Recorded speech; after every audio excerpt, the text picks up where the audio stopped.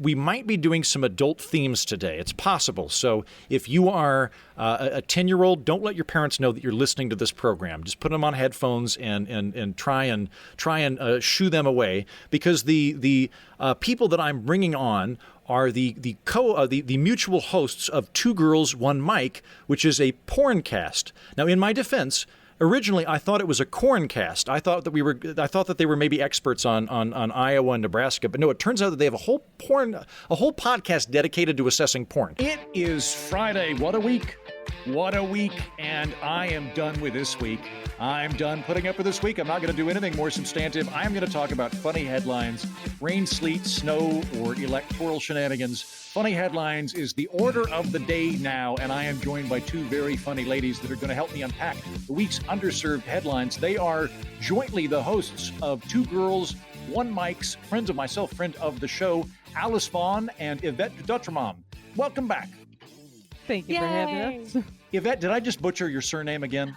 I think you got it, but for the most part, Yvette Dutremont. Like you don't have to overly French it up. It worked. Because I don't think I can. If I attempt it, all I can do is pretend to be one of the Three Musketeers and affect a series of elegant honking noises. Dutremont. But I won't ever be able to nail it. It's like it was funny. I was on Dr. Drew's podcast, and he before the show, name drop. Me too. Yvette. Yeah, he's a great guy. He is. Anyways, he got the name wrong, but so it was so beautifully pronounced wrong. He just dropped the D. Yeah, Dr. Drew dropped the D. He dropped the D, so he's like Yvette Dutremont. I'm like, damn it! You pronounced it so well, but pronounced it wrong. I can't get mad at you for this. So I'm like, I'm not gonna bother correcting him. It's Dr. Drew, and it sounded French. He thought the D was my middle. People always think it's the middle initial. I will actually kick us to our first headlines of the week. Pair of raccoons noticed causing havoc inside bank by customer withdrawing money outside the building. Two masked intruders broke into a California bank using a method straight out of the movies, crawling along air ducts, only to fall through the ceiling tiles and onto the floor. The raccoons were caught on camera by a customer who noticed the heist, and it is adorable. You can look at these pictures online. Here, just quick little PSA I'm going to put in here. The fact that these raccoons are in California, and that I am in California, and that I have in the past attempted to train raccoons to steal newspapers from my neighbors and also retrieve me other things from houses is all circumstantial. I in no way claim any culpability in getting these raccoons into a bank, and I think that for their own sake, they should be released back into the wild unless they're indicating that anybody helped them, in which case they should be euthanized. All right, voters, do you really want to live in a Democratic-run state with raccoons breaking into your banks? This is the future leftists want. Mm-hmm. Antifa has stepped up their game. Yep. Gavin Newsom's not cracking down hard enough on those raccoons. We need to know, which district do they live in? Because that could be like you get 20 miles outside of a major city in California, you're in a red state. I would love to see the conversation that they're having with FDIC, where the regional Fed governor's like, hey, so it says here you need an emergency loan of $3 million. Like that's an odd amount for liquidity on a Thursday. Like what happened there? Raccoons got into our vault and tried to make a nest out of all of our money. Can we have more money, please? Huh? Really? Raccoons, you say? So what's your financial stability like there, Bob? Imagine being the security contractor in charge of that bank. You'll never live down being outsmarted by a trash panda. Yeah, you're right. You're absolutely right. Like that, like Bob, who's like if it's like any other film I've ever seen, Bob was on call, but he was watching an exercise video, as the raccoon snuck in. He was eating soup. He was watching porn. He was watching porn. He was watching porn, and the raccoons got her, and he's like, "Oh, I don't know. I guess raccoons are just they're too small for all the lasers I definitely set up." Oh. Look, all I'm saying is never have raccoons robbed a bank before Trump became president. That's all I'm saying. It's clearly. This is clearly the doing of Rudy Giuliani. Maybe. Oh, hold on. My lights went off. People on the podcast probably can't hear that. but it affected me. Maybe, They okay, needed to know. at this point in my life, if I become a banker, that will definitely be a thing that I will do is like, listen, we're very happy to protect your assets. And we think that we can give you 2% growth every year, very steady. We're going to, invest in bonds and things. Now, have you thought about raccoon damage? Do you want to have, because our bank prides itself. We have never had raccoons break. I don't know if you've looked at First Credit over across the street. They had raccoons in their bank a week ago. Not us. We shoot raccoons dead, even if they're in the parking lot. Just bam, have a guy out there with a shotgun every night, just shooting raccoons. He'll have a new jingle for the bank, Chase Morgan Bank, raccoon free. Like it'll be a nice little. No, this is part of Wells Fargo. They'll do anything to sign up an extra customer. Make up customers, tell the customers that there aren't raccoons. They'll find a way. Yeah. At least they remembered their mask. Still more courteous than most humans. That's true. You're right. They brought in the masks. All right. Well, I'm going to kick it over to New Zealand. I believe it's in New Zealand. Gay male penguins steal nest from lesbian couple. And this has apparently happened multiple times. Fucking patriarchy, man. Yeah, I want to unpack this because there's a lot going on here. Apparently at the New Zealand Zoo, there is a pair of lesbian penguins and a pair of gay male penguins. And the gay male penguins have tried stealing eggs from other penguins in order to rear their own brood before. This time, they stole it from the lesbian penguins, which qua lesbian cannot fertilize their egg. So, but neither group is going to get to raise chicks, and they're both involved in this. And first of all, I had no idea that penguin sexuality was this fluid and this open. Oh yeah. Yes. The other thing I thought is when we have like captured endangered condor eggs, don't we have to have people come in with weird rubber gloves and stuff to so that they don't get it? Can we just give them to gay penguins? That at least they're birds. That seems like they would be closer. I mean, are penguins endangered? Huh? Are they endangered? Are they endangered? Well, I don't know about the penguins, but my thought is if there's these, this lovely gay couple of penguins that want to have their own birds and they can't have them, why can't we just get endangered birds from another species and give them to the penguins if there's no mom and dad, right? #science. That'd be kind of weird for it to raise something that's definitely not a penguin egg. It hatches and then they don't know what to do with it. It would be really funny if they raised an ostrich and you didn't prep them. I think they would have to find one that lives in a similar environment, because otherwise it's going to get weird, really weird when they're like, all right, baby ostrich, it's time to go dive into the Arctic waters for food. You can do it, baby ostrich. I have faith in what's wrong, baby ostrich? The longer I play with this idea, the more this sounds like a delightful Disney musical and the less this sounds like a realistic endangered species program, which is a problem of mine in general. I'm just, I'm fascinated. I mean, how do we know that the gay penguins were stealing the egg? I mean, maybe they were just working together to create two families. Or maybe the lesbians, they were just not in a good place at the moment. Who knows? They could have been having a little lesbian penguin fight. That's a very good point. There's so much we don't know about the animal world. This is why, in the same way that, when we capture condor eggs and raise them with a guy with rubber hands, I think we should have decoy penguins that can break into the gay penguin community to observe it from the inside. I think that would be worth doing. And I would love to have David Attenborough narrate it. Maybe then we'll find out that there's penguin furries, only it's a penguin that's in love with the mannequin penguin. There's room for everything in the penguin sexuality community. It seems to be the case. I'm just fascinated that this story hasn't been caught on by Fox News. Gay couple steals babies. This is what happens. This will be used by the far right to prove the amorality of homosexuality. When you legalize gay marriage, what do you get next? Gay penguins. And they're stealing eggs from other gay penguins. That's what it's the first thing happens, then the next thing happens. Jordan Peterson is able to speak again. This is going to be his next thing that he's harping on about. It's going to be the gay penguin egg theft. I'm all for gay penguins, but kidnapping is kidnapping.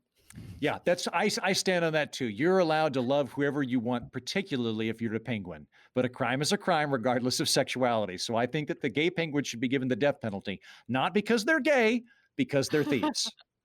I guess in bird culture, this is what we call a dick move. Kicking it over to, this is now in San Antonio, Texas. City attorney, photo of SAFD chief eating sushi off nude woman is a serious issue under review. So as I understand this, the San Antonio fire chief, Charles Hood, went to a 50th birthday party in January. And at said party, there was a nude model with sushi on her body that everybody was eating off of. This is apparently a thing in Japanese culture that I did not know about, but I've heard of it is a thing. it. It is a thing. And he's really in trouble. I don't think so much for the hygiene or anything else. Is just in San Antonio, the rules for the fire department are anything you do off duty has to comport with the propriety of on duty. And I think what you eat and who you eat off of is your business. And as long as the lady was not captured and forced to have sushi on her and she consented to these acts, I'm really only concerned about the hygienic element, but that kind of still seems like it's between them. I'm outraged and curious. I demand answers like, where was this? Can you pick your stripper? Do they have dragon rolls? Is a sake reasonably priced? Like, wait, where were they I dipping? demand answers specifically at 6:30 when I get off work. I want to know where were they dipping the soy sauce out of? Like that could get messy. I actually can answer that. Mm-hmm. Why do I know this about all the things of being a body sushi model? But apparently, the soy sauce, wasabi, ginger, they're in separate dishes and near the dishware, not on the model. I was hoping for the belly button, but like from the things that we've seen in reviewing porn, we've seen liquids going into strange orifices. I feel like there would need to be some kind of etiquette that you would work out where like you are not going to have you're not going to reach over the model and have the wasabi near her face because then you could drip it in her eyes. So you'd want, like, I'm thinking that you would want, and I imagine that the Japanese, if this is a standard thing, as I've been led to believe, have probably worked out all the kinks in it in advance, where it's like, well, no, you always have the wasabi at waist level so that it doesn't go over any orifices when you're bringing it back. They're very polite. They're a polite people. Were you going to say, Yvette? I'm just trying to think about how this, like, part of the thing behind this is they need the firefighters to behave off duty as they behave on duty. Are they allowed to fuck on duty? Like, is it like, what are the things that they like? How does this play out in the real world? Like, do they go home and follow them home and like, oh, you're naked off duty? That's not allowed. Like, there seems to be like a bit of a failing here in consistency in this rule. I completely agree with you. I think this is an odd rule. I think honestly, we just all have to accept that, if he was doing coke off them, it wouldn't be a problem. He's eating sushi. This needs review. It's a serious issue. Code 4, he didn't do anything illegal, but fuck that guy. I'm not a firefighter, but I'd say I'm a pretty regular guy, and I consume 40 to 60 pounds of meat off of naked people every year, which I think is pretty normal for an average red-blooded American. I don't think this should even be weird by San Antonio standards. I've been to a barbecue down there. I know what happens. Andrew, I'll buy you plates. You don't have to keep eating off yourself. Yes, Alice is completely correct. When I said I ate 40 to 60 pounds of meat off of naked bodies, I was, of course, referring to myself just eating brisket in my bed, thinking about my life choices while staring at the ceiling. She very much nailed that situation. Oh, my. I already pictured it. I'm sorry. My apologies there, Alice. Said you lived in a van. I mean, I didn't expect that you would at least go to I live in a 1975 13-foot fiberglass camper called the Scamp. Very different than a van. I have their separate vehicles. My SUV is completely one has windows, the other doesn't. I agree. Either one, I shouldn't park near a school. I am in agreement with you. However, I just want to establish that this is like the other thing too. Just anybody that's thinking about, aren't you planning on vagabonding around, Alice? Isn't that part of the plan for you? Except you're going to be doing like Airbnbs and stuff.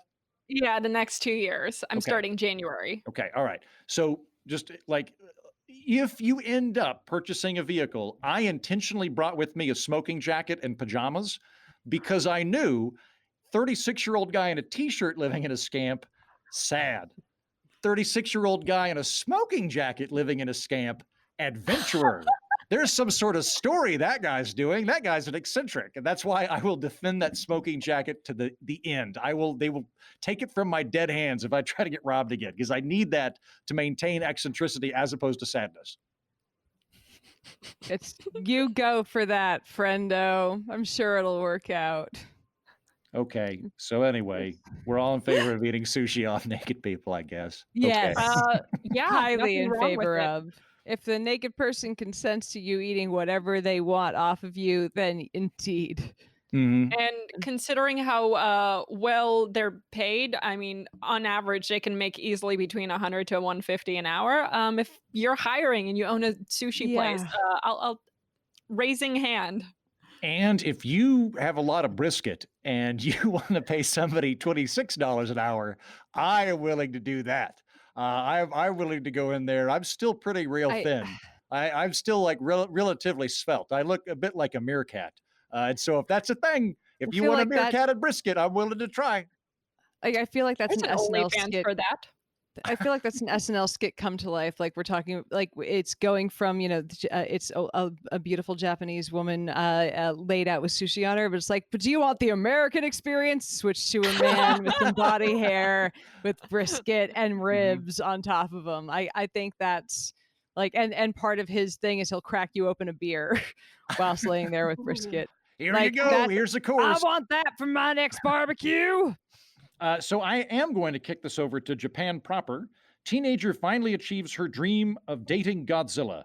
13-year-old Sira Watanabe is a huge Godzilla fan. She has an impressive collection of figures and does an excellent impression of the kaju's roar. Recently, she wrote to Osaka Television and asked them to go on a date with Godzilla, and they sent somebody in a Godzilla suit to go on a date with her.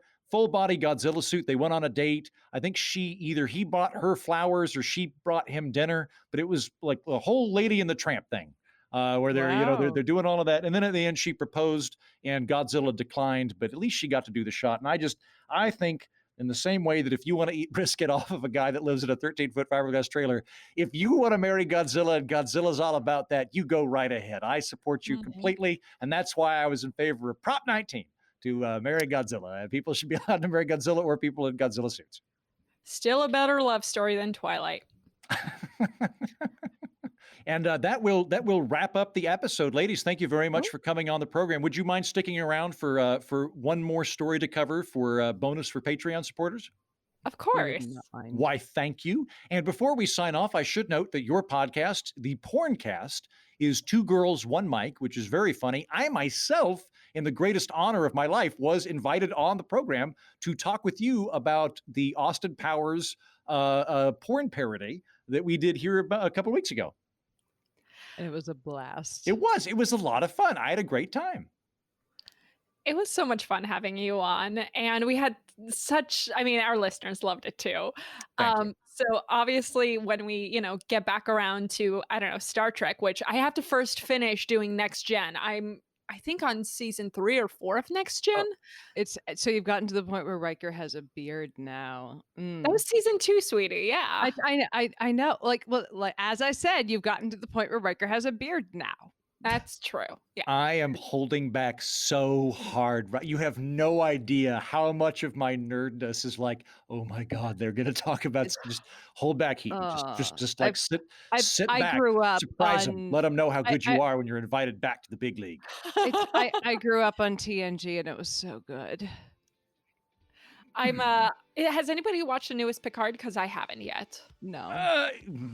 You know what? I look forward so much to coming on your program to talk about that, or alternately come on my sci-fi podcast because I do have one, and we could do that. Probably won't talk about porn as You were much. supposed to talk about lobotomies. We will. In my defense, I'm getting robbed and injured in Oakland, and a bit busy with the election and all of that kind of stuff. Yes, when the dust settles, I would love to do a sci-fi episode with you, Alice, on lobotomies. Now those work. That sounds like a great topic. Of course, I have random knowledge on lobotomies that I don't understand why I do. I'm like an encyclopedia of wealth on that one topic.